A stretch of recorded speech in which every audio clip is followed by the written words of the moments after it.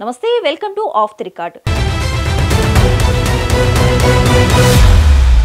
నమ్ముకున్న పార్టీ కోసం ఎంతో సేవ చేశాడు. కోట్ల రూపాయలు ఖర్చు పెట్టి పార్టీ అభివృద్ధి కోసం నిరంతరం కృషి చేశాడు. పార్టీ అధినాయకుడు పాదయాత్ర చేస్తుంటే రాత్రింబవళ్లు ఆయన వెంటే ఉండి అన్ని ఏర్పాట్లను దగ్గరుండి చూసుకున్నాడు. తన ట్రస్ట్ ద్వారా వేలాది మందికి సహాయ సహకారాలు అందిస్తుంటాడు. దీంతో 2024 సాధారణ ఎన్నికల్లో ఎమ్మెల్యేగా నిలబడవలసిన ఆ వ్యక్తి తుట్టిలో టికెట్ కోల్పోయాడు. అయితే 2029లో ఖచ్చితంగా ఎమ్మెల్యే టికెట్ ఇస్తామని పార్టీ అధినాయకుడు మాట కూడా ఇచ్చాడు. దీంతో జిల్లాలోని ఆయన అభిమానులు పండగ చేసుకుంటున్నారు. ఇంతకీ పార్టీకి వీర విధేయుడిగా ఉండే ఆ నాయకుడు ఎవరు? త్వరలో ఎమ్మెల్యే అభ్యర్థిగా ప్రజల ముందుకు రాబోయే ఆ నాయకుడు ఎవరు?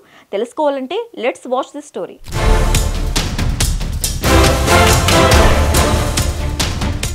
వైసీపీకి నెల్లూరు జిల్లాలోని గూడూరు నియోజకవర్గంలో బలమైన వ్యక్తిగా జగన్మోహన్ రెడ్డి చేపట్టిన పాదయాత్రతో పాటు ఏ కార్యక్రమం అయినా అధినాయకుడు వెంట తోడు నీడగా ఉండి కోట్ల రూపాయల ఖర్చు పెట్టి పార్టీని బలోపేతం చేయటానికి రాత్రింబవళ్లు శ్రమించిన పేర్నాటి శ్యామ్ ప్రసాద్ రెడ్డికి వైసీపీ అధిష్టానం గుడ్ న్యూస్ చెప్పినట్లు సమాచారం. 2029 సాధారణ ఎన్నికల్లో ఉమ్మడి నెల్లూరు జిల్లాలోని ఏదో ఒక నియోజకవర్గం నుండి ఎమ్మెల్యేగా పోటీ చేసే అవకాశం కల్పిస్తున్నట్లు సమాచారం. పార్టీకి మొదటి నుంచి కూడా వీర విధేయుడిగా ఉంటూ సాక్షాత్తు వైసీపీ నేత జగన్మోహన్ రెడ్డితో, అలాగే నెంబర్ 1, 2గా చెప్పుకునే సజ్జల రామకృష్ణారెడ్డితో నిరంతరం టచ్లో ఉండే శ్యామ్ ప్రసాద్ రెడ్డికి వైసీపీ అధిష్టానం ఆలస్యంగానైనా తీపి కబురు చెప్పినట్లు తెలుస్తోంది.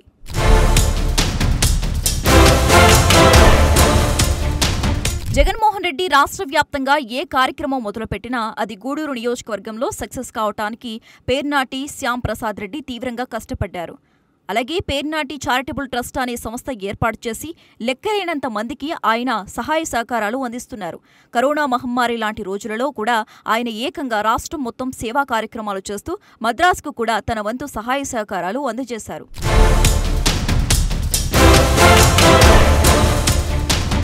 ఇంతవరకు బాగానే ఉంది. అయితే శ్యామ్ ప్రసాద్ రెడ్డికి వైసీపీ అధిష్టానం ఇప్పటి వరకు సరైన గుర్తింపు ఇవ్వలేదని జిల్లా మొత్తం ఆయనను అభిమానించే కార్యకర్తలు రగిలిపోతున్నారు.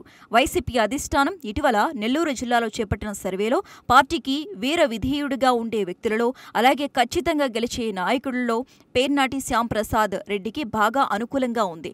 దీంతో 2029లో అసెంబ్లీ సీట్లు పెరిగినా, ఒకవేళ పెరగకపోయినా ఉమ్మడి నెల్లూరు జిల్లాలోని ఏదో ఒక నియోజకవర్గం నుండి పేర్నాటి శ్యామ్ ప్రసాద్ రెడ్డిని ఎమ్మెల్యేగా నిలబెట్టాలని వైసీపీ అధిష్టానం డిసైడ్ అయ్యిందని ప్రతి నోటా వినిపిస్తోంది. దానికి తగ్గట్టే రాష్ట్ర కార్యదర్శిగా ఉన్న పేర్నాటి శ్యామ్ ప్రసాద్ రెడ్డిని సిఈసి సభ్యులుగా చేర్చడం విశేషం.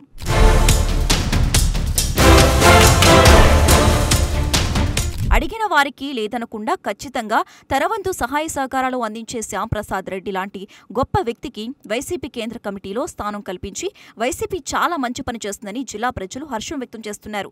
గతంలో శ్యామ్ ప్రసాద్ రెడ్డి గ్రాడ్యుయేట్ ఎమ్మెల్సీగా పోటీ చేసి పరాజయం పాలైన సంగతి తెలిసిందే. ఖచ్చితంగా గెలవాల్సిన ఆ గ్రాడ్యుయేట్ ఎమ్మెల్సీ ఎన్నికల్లో నమ్ముకున్న పార్టీ వారే తీవ్రంగా వెన్నుపోటీ పొడిచినట్లు జిల్లా మొత్తం అప్పట్లో పెద్ద చర్చ జరిగింది.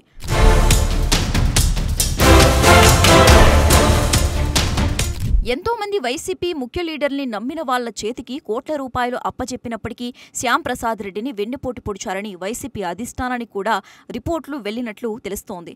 దీంతో సాక్షాత్తు జగన్మోహన్ రెడ్డి శ్యామ్ ప్రసాద్ రెడ్డిని పిలిపించుకుని మాట్లాడినట్లు తెలుస్తోంది.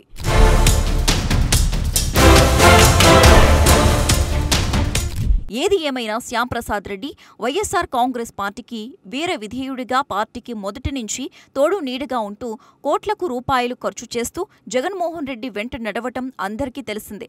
అలాగే జిల్లాలోని ప్రతి ఒక్కరితో మంచి సంబంధాలు కలిగి ఉన్నాడు.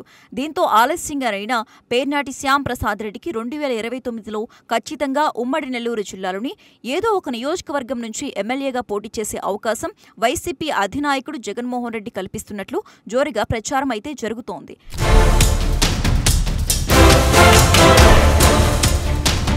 దీనితో నెల్లూరు జిల్లాలోని పేర్నాటి శ్యామ్ ప్రసాద్ రెడ్డి యొక్క అభిమానులు ఆనందోత్సవాల మధ్య ఉన్నారు. ఎక్కడి నుంచి పోటీ చేసినా గెలిచే సత్తా ఉన్న శ్యామ్ ప్రసాద్ రెడ్డికి ఆలస్యంగానైనా వైసీపీ అధిష్టానం నుంచి తీపి కబురు చెప్పిందని ప్రతి నోటా వినిపిస్తోంది.